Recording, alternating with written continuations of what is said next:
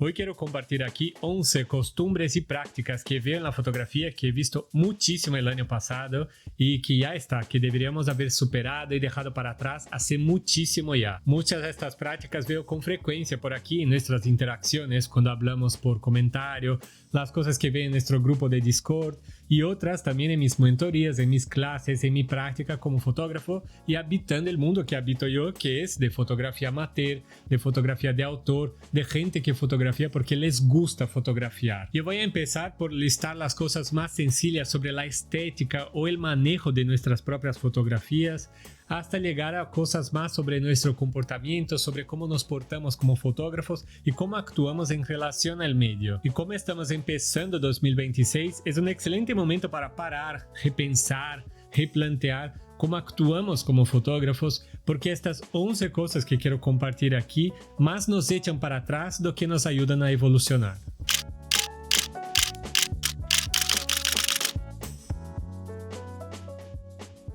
Y para empezar de lo sencillo a lo complejo, lo primero que quería compartir aquí es sobre hacer viñetas.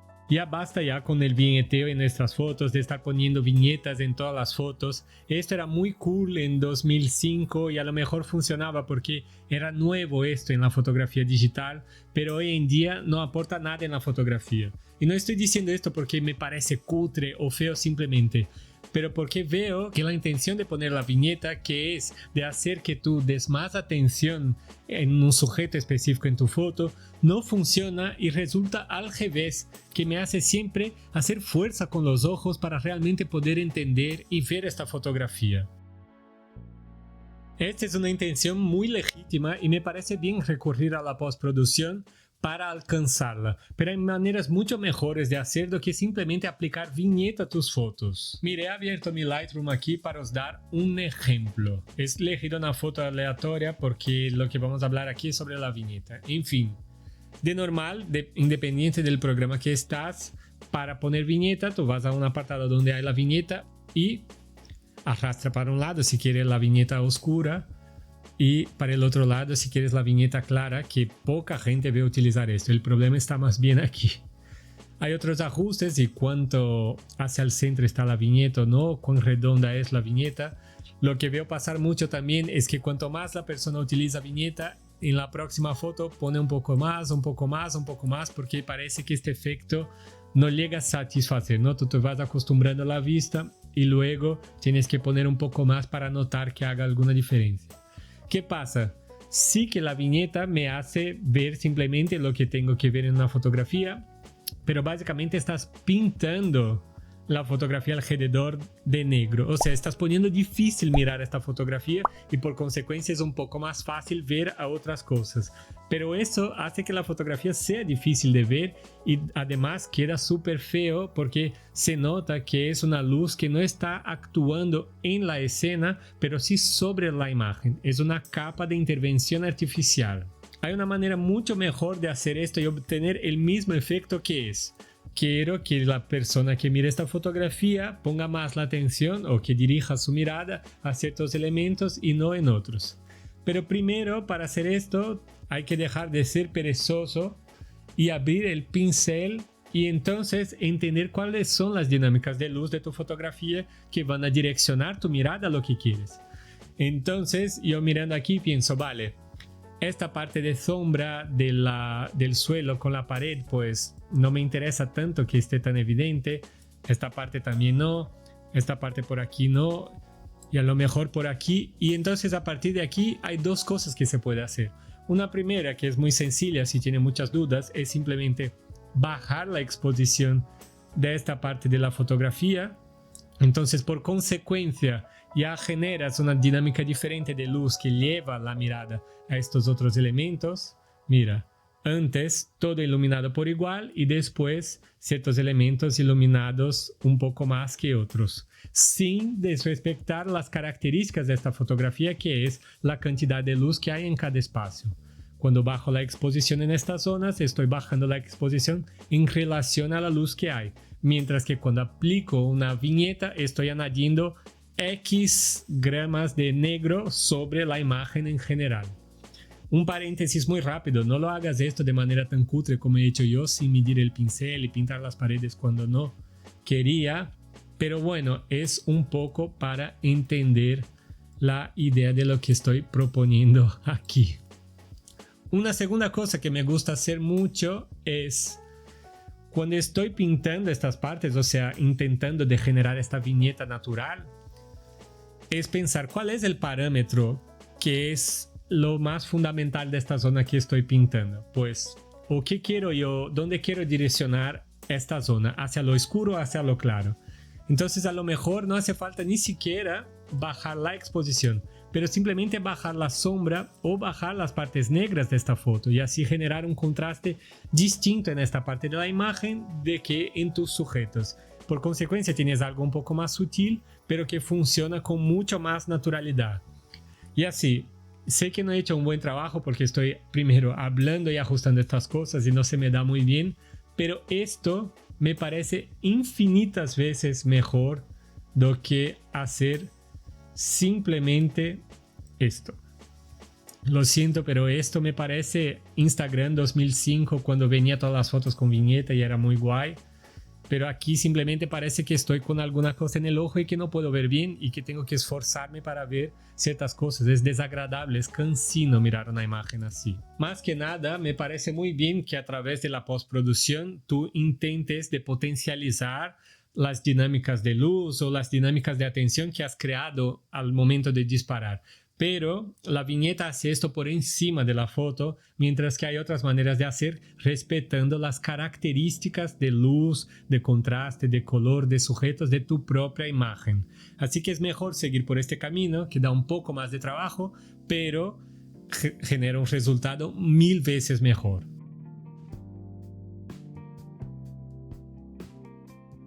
Ya que estamos con el tema de respetar las características de la fotografía, vamos para el segundo punto que quería comentar aquí, que es dejar de hacer HDRs ya. HDR significa High Dynamic Range y es básicamente tener mucha amplitud de contraste, de percepción de oscuridad y claridad, pero este término se vinculó también con una manera de expresarse o aplicar ciertas técnicas a la fotografía que hace que todo sea más bien visible. Os doy un ejemplo que es mucho más fácil.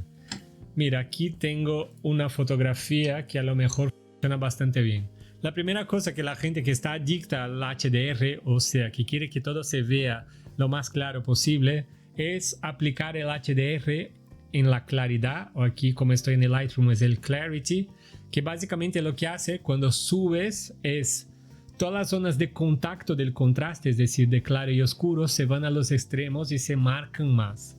Por eso, cuando tienes la imagen con poco clarity, la imagen tiene una textura que las cosas se van sobrepasando unas a las otras, mientras que cuando voy subiendo, la supuesta definición de todo se va ampliando.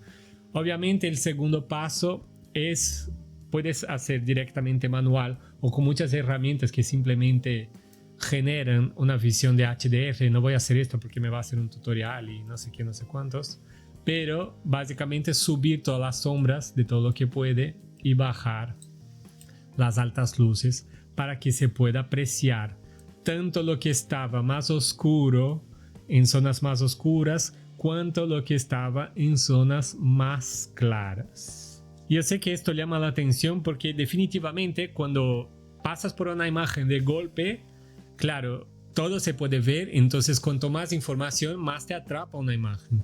Pero en realidad, si tú pasas 5 segundos mirando una fotografía así, a mí me cansa muchísimo. Y obviamente queda feo porque queda súper artificial. Entonces otra vez tenemos que volver a lo que hemos hablado sobre la viñeta, que es, vale, ¿cuál es mi intención en relación a esta fotografía? ¿Qué quiero yo que se vea un poco más o un poco menos? ¿Qué quiero yo que el público cuando mire esta foto deje pasar por alto y se enfoque más en una cosa u otra? Entonces otra vez una alternativa mucho mejor y que funciona incluso con mucho más eficiencia y hace que tu foto no envejeza mal como estas con estos efectos es, en primer lugar, otra vez dejar de ser perezoso y actuar con el pincel interpretando los niveles de información de tu propia fotografía. Entonces, aquí y otra vez resalto que estoy haciendo esto de manera muy sencilla. Es decir, vale, quiero que los barcos llamen un poco más la atención. Entonces, al revés y las casas, no sé.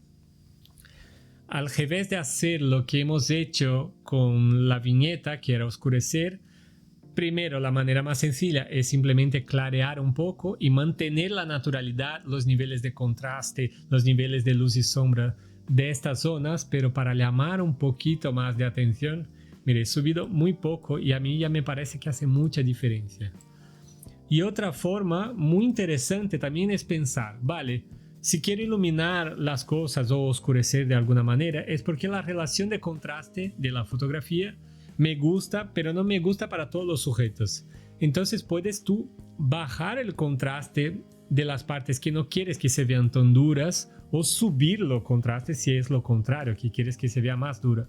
Mira, de repente de quitar aquí 20 puntos de contraste, tengo en esta información el mar que está muy denso y me gusta, los árboles que también traen un tono de oscuridad que me gusta, pero las casas y los barcos pues parecen más ligeros, aparecen de una manera más agradable. Obviamente puedes juntar esto con otros parámetros y hacer que la presencia de estos elementos se dé de una forma que es viable, o sea, que está respetando la luz que había en tu fotografía y simplemente condicionándola o direccionándola, perdona que voy inventando palabras al momento, en la dirección que te agrada más o que cumpla tus objetivos. Para mí en estos dos casos, tanto del HDR como de la viñeta, es muy evidente cuál es la norma. Si yo al mirar una fotografía veo el efecto antes de ver la imagen, es porque está mal hecho. La fotografía está para ser apreciada por su contenido y todas las herramientas que estoy demostrando aquí, todas las herramientas estéticas de postproducción, incluso las herramientas que tenemos con la cámara, están para trabajar de manera subjetiva en estas imágenes. Y si es esto que llama la atención por encima de todo, es porque esta fotografía se ha convertido en una demostración técnica de algo y no en una fotografía por su vínculo con la realidad.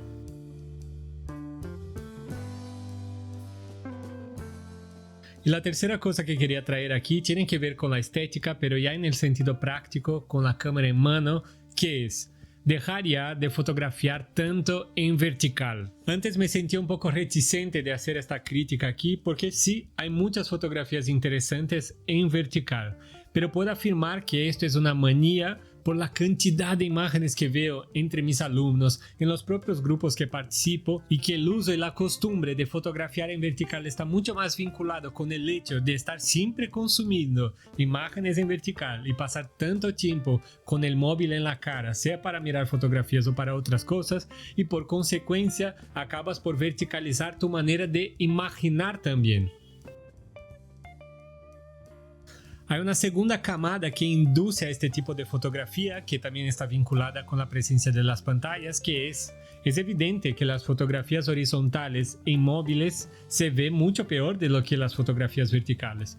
Pero ni por eso las fotografías verticales funcionan mejor como fotografía. Es todo al revés. Nuestra visión tiene una amplitud mucho más grande en horizontal do que en vertical. Y la fotografía ocupa mucho más espacio en nuestra visión también de esta forma. Además de esto de la visión, la realidad también se comporta más en horizontal. Es mucho más probable que las cosas interesantes delante de ti estén una al lado de la otra en paralelo dentro de un horizonte do que una por encima de la otra. Nosotros interactuamos mucho más en la horizontalidad do que en vertical. Así que es más fácil que tú correspondas con la realidad si disparas también en horizontal. Pero sé que este vicio es mucho más profundo que simplemente la cuestión de las pantallas, aunque también sea consecuencia de él, y es porque al mirar siempre todo en vertical y todo en pantallas pequeñas, la tendencia es hacer algo que he comentado por aquí muchas veces, que es siempre ir encerrando lo máximo posible todo lo que estás fotografiando. Y obviamente en vertical es más fácil de eliminar ciertos elementos de una escena que tú en realidad no sabes qué hacer con ellos. Yo sé que es un proceso muy difícil para mucha gente y veo esto porque tengo muchos alumnos que 90% de las imágenes que traen son siempre en horizontal. Y una de las cosas que propongo siempre es, Vale, intentar de tomar conciencia de esto. Y cada vez que hagas una foto y estés haciendo en horizontal, hazla igualmente como lo harías siempre, pero intenta en una segunda toma de hacer el mismo sujeto desde la horizontal. Además de ser un ejercicio que uno puede disfrutar mucho, vas a aprender mucho sobre fotografía porque te vas a obligar a pensar sobre más cosas además de tu sujeto y articular la realidad de las escenas y no solo de aquello que te interesa.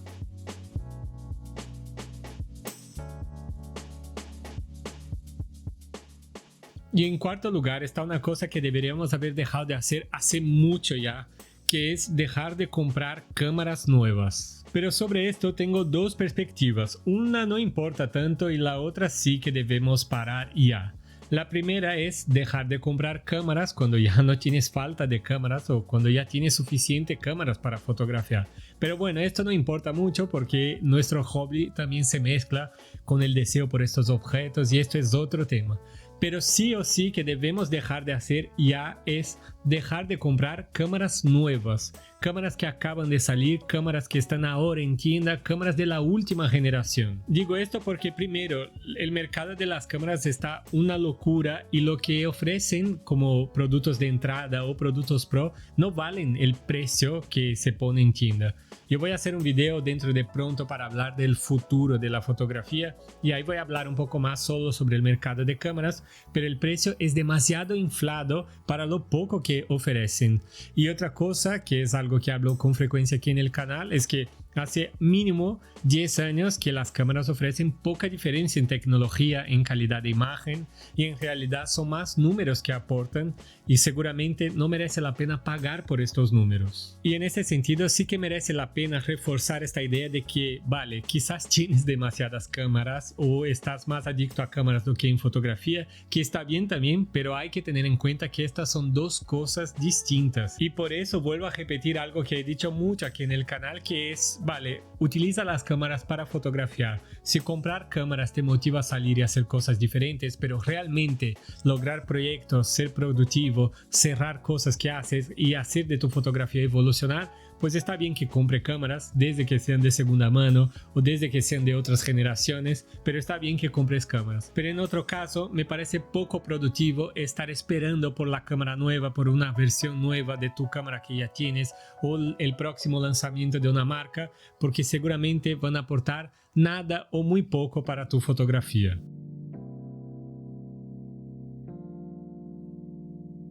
El quinto punto es sobre un comportamiento contraproducente que tienen muchos fotógrafos y hay que dejar ya de estar tan obsesionado en ver cómo la gente hace ciertas cosas, aplica ciertas técnicas y empezar a mirar más el trabajo hecho por esta gente. Yo conozco a muchos fotógrafos y mucha gente que comparte espacio fotográfico que pasan más tiempo buscando en internet, por YouTube, por Instagram o incluso en Google cómo tal fotógrafo aplica cierta técnica, cómo tal persona edita en su programa de edición, qué película utiliza no sé quién y no sé cuántos, y pierde mucho más tiempo persiguiendo la práctica y las técnicas de ciertos fotógrafos do que realmente mirando la obra de estos fotógrafos. Tú no vas a aprender o incorporar algo mágicamente a tu fotografía simplemente porque has visto un POV y que has visto que tal persona utiliza cierto parámetro en cierta situación.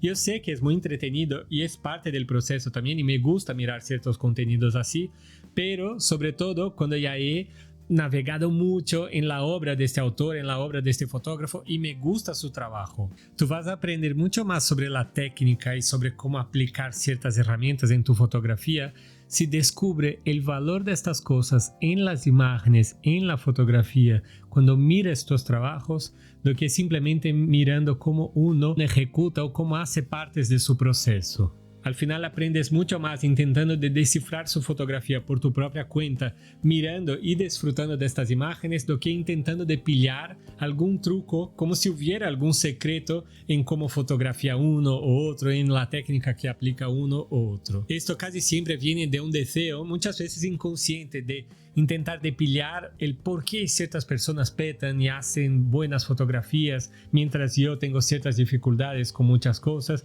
do que realmente un ejercicio de intentar de aprender e incorporar más herramientas para nuestra propia fotografía.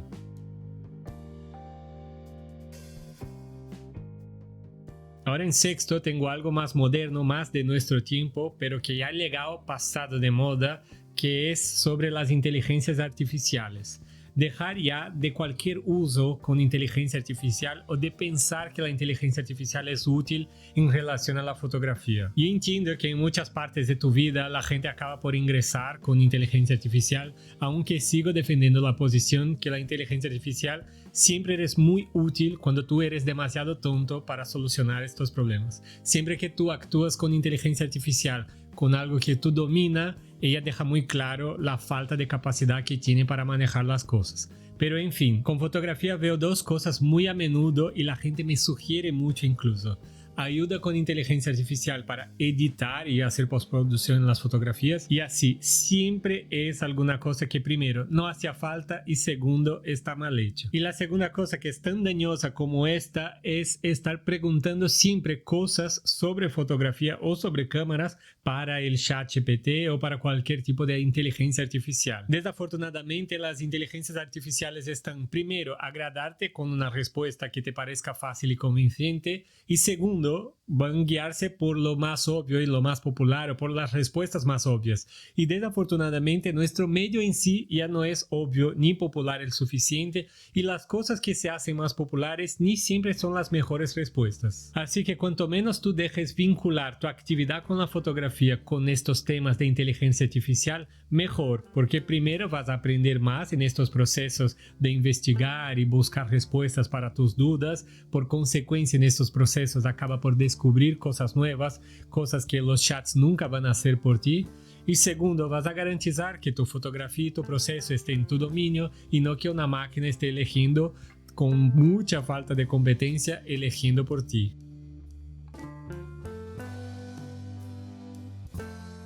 El séptimo es algo que pensaba que ya no sucedía tanto y me he acordado justamente por el tema de la inteligencia artificial, que es estar editando tus fotografías con el Photoshop. Hay que dejar ya de hacer postproducción en las fotografías con el Photoshop. Me da igual si utilizas el Lightroom, cualquier alternativa, o el propio Camera Raw está mejor, el Capture One. Pero el Photoshop en sí, primero, que cada día más es una herramienta simplemente de acciones de inteligencia artificial sobre las imágenes, y segundo, su fundación es para ser una herramienta que transforma las imágenes y no una herramienta de revelar fotografías. Hay muchos más problemas en utilizar esta herramienta, pero para mí lo principal es cómo el proceso de hacer el revelado es tan limitado.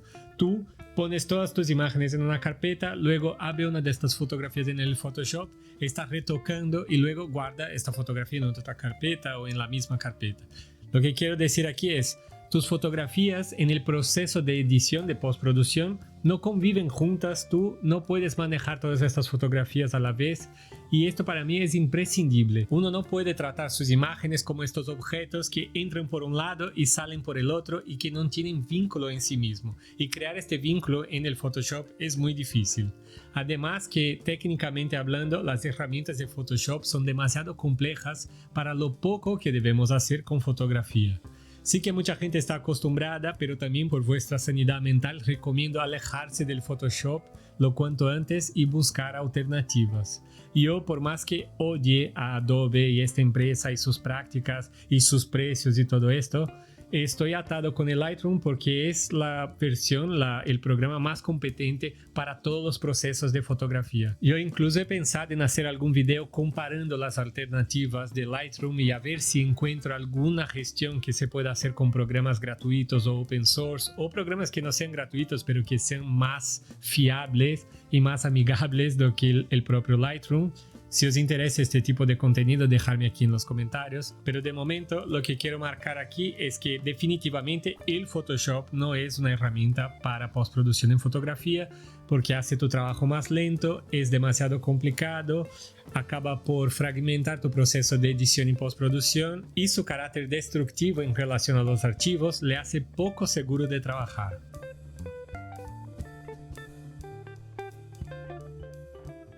Y ahora con el número 8 quiero hablar de una tendencia que se está haciendo cada vez más fuerte entre los fotógrafos y que no lo entiendo por qué. que es estar creando contenido en video sobre vuestros trabajos fotográficos. Una cosa es crear contenido para internet, sea en redes sociales, en YouTube, que también es una red social o lo que sea, hablando de fotografía, hablando de tu jornada fotográfica, de tu experiencia o lo que sea. Está bien que haya contenido en las redes sobre fotografía, pero esto es muy diferente de intentar a través de videos cortos, de reels, de TikToks o incluso de videos en YouTube, promocionar tu trabajo como fotógrafo. Esto porque la propia naturaleza de las redes sociales de entretener con facilidad y con rapidez no pega con la naturaleza de un trabajo fotográfico y por consecuencia las dos cosas no funcionan juntos. Es demasiada ilusión pensar que al hacer un video, un reels con tus fotografías y que este video alcance muchas visualizaciones, que tú estás avanzando con tu trabajo como fotógrafo o incluso haciendo tu trabajo ser más reconocido. Al revés, la gente ni siquiera se acuerda de los videos que ha visto sobre temas más importantes hace media hora, tampoco se van a acordar de tus fotografías. Y además tú estás poniendo tu trabajo en una condición, en una forma de exposición que definitivamente no es la mejor para apreciarla. Además creo que esto te va a hacer perder mucho tiempo y mucha energía esta que podría servir para que tú apliques a hacer otros proyectos, construir otras cosas y desarrollar mejor tu estructura como fotógrafo.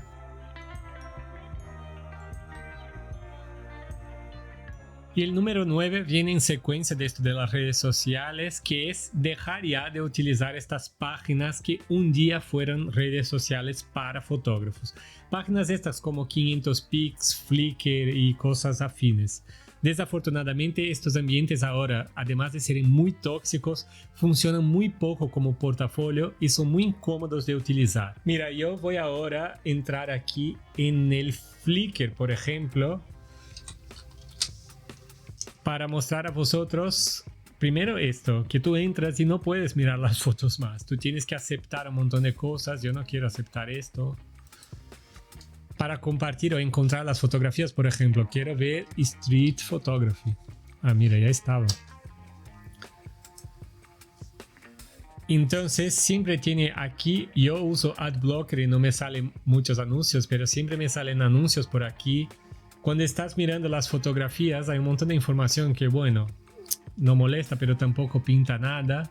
Y de cuando en cuando te prohíbe de ver las fotos porque tú tienes que usar el Flickr Pro o lo que sea para mirar las fotos. El otro, 500px, es más o menos la misma cosa y tienen los mismos problemas. Tú entras aquí, ya ves herramientas de inteligencia artificial por todos los menús. Si quieres mirar Street Photography, vamos a ver cómo nos sale. He escrito mal, ya de entrada no me deja mirar las fotos porque no tengo cuenta. Siempre hay anuncios por los lados o anuncios dentro del propio, de la propia plataforma. Incluso no me pasa la foto, pero pasa los anuncios. A cada 2x3, mientras ves las fotos, que ni siquiera me pasa bien, también me para y pide que tú hagas una cuenta o lo que sea.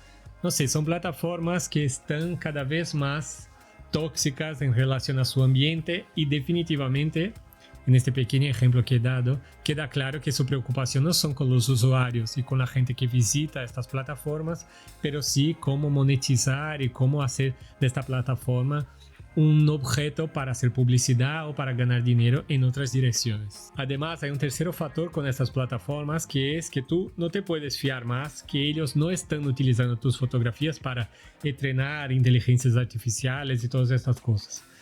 Y después de todo, es muy difícil mantener esta plataforma y estar siempre actualizando para que nunca llegue nadie, porque nadie llega por la propia plataforma a tus fotografías. En este sentido, como ya os he comentado muchas veces, incluso tengo videos aquí en el canal solo sobre esto, recomiendo muchísimo más hacer una propia página web para tu trabajo fotográfico.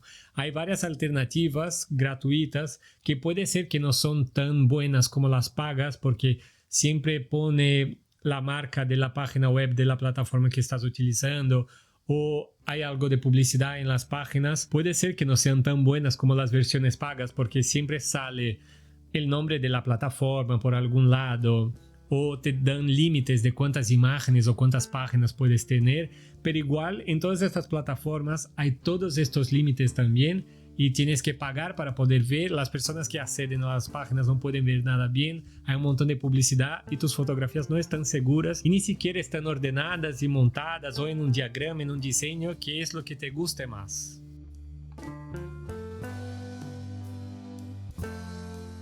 Y el número 10 es algo que parece serio, pero es una tontería y que dejemos sobrepasarla ya, que es preocuparse tanto con el tema de derechos de autor. Madre mía, qué tema tan pesado. Y sí que es un tema serio a nivel de discusión y a nivel de plantearse un futuro o pensar las leyes sobre fotografía o lo que sea, pero es una tontería en la convivencia y en el ámbito y en la práctica fotográfica, por varias razones. Primero, porque en la práctica 99.9% de los fotógrafos nunca tienen ningún problema legal en relación a los derechos de autores. Y quizás 97.9% fotógrafos nunca ni siquiera tienen problemas de conflicto de alguien quejándose porque una fotografiada a alguien y a alguien no le gustó y que esto de verdad se genere un problema más grande. Es normal que como fotógrafos estas situaciones puedan pasar, aunque pasan muchísimo menos veces de lo que la gente hace sonar cuando dejan sus comentarios por ahí, pero la mayoría de veces son situaciones muy sencillas de solucionar y ni siquiera se acercan a ser un problema legal o estar discutiendo qué se puede o no hacer y tú ni siquiera deberías guiarse por eso. Como he comentado en el otro video sobre este tema, hay una herramienta y una manera mucho mejor de contornar este tema, que es simplemente tener buen sentido común. Si tú eres amable, si tú respetas el espacio de la gente, si tú te pones de manera positiva en los espacios que vas a fotografiar, si tú sabes hablar y comprender la situación de las personas, tú nunca, 100% de veces, nunca te va a pasar un problema o que este problema escale a una situación de conflicto. Este es un tema que para mí deberíamos haber superado ya hace mucho, porque en la práctica como fotógrafo es más importante pensar ¿cómo hacemos para sociabilizar más y mejor como fotógrafos en los espacios que estamos intentando de fotografiar, do que realmente estar pensando si hay algún derecho o una vía legal que realmente me defienda a la hora que yo soy desagradable con los demás? Y por último, es algo que yo no quería repetir aquí en el canal, pero tengo que volver a mencionar porque parece que es un tema insuperable, que es dejar de disparar con el ISO bajo. Creo que ni siquiera hace falta explicarlo porque yo tengo todo un video solo sobre esto, pero en estos últimos 10 días, o sea, desde que he empezado el año, 4 fotógrafos que conozco, que son amigos, colegas y exalumnos, me han escrito y me han enviado fotos diciendo que han sufrido en ciertas situaciones. Algunos eran en evento, uno era en una boda, el otro había hecho una excursión para unas cosas nocturnas, en fin.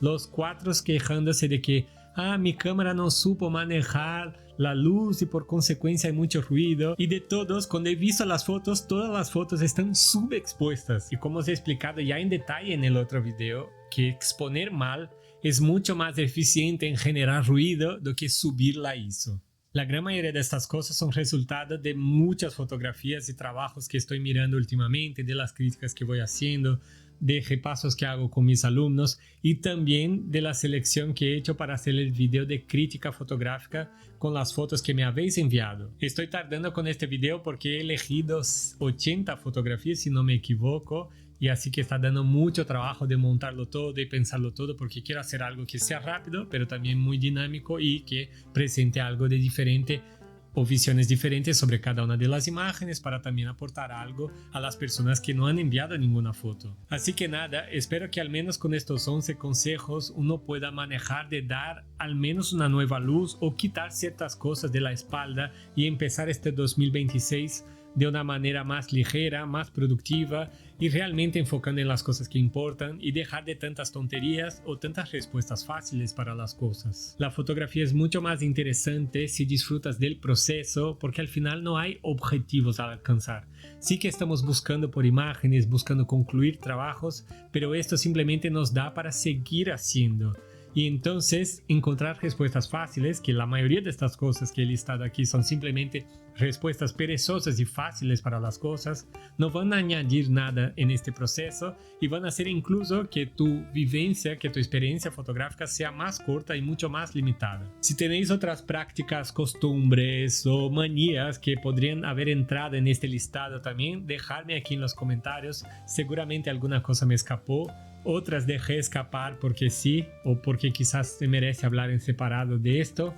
Pero de momento es esto, espero que os haya gustado. Si podéis dejarme un like, un comentario, compartir este video y todo esto, que como fin de año en YouTube es muy lento, está siempre aquí me machacando con comentarios. Tiene que interactuar más con tus seguidores, que no sé qué, no sé cuántos. Pero nada, yo me identifico con vosotros como una comunidad y por eso nunca pienso en hacer este intercambio como si fuera algo que estoy haciendo con gente que no conozco. Pero nada. Otra vez os recuerdo que quien no está, hay nuestro grupo de Discord, que voy a dejar aquí el enlace en la descripción. Nos vemos por ahí, vamos hablando de fotografía y hasta una próxima y chao.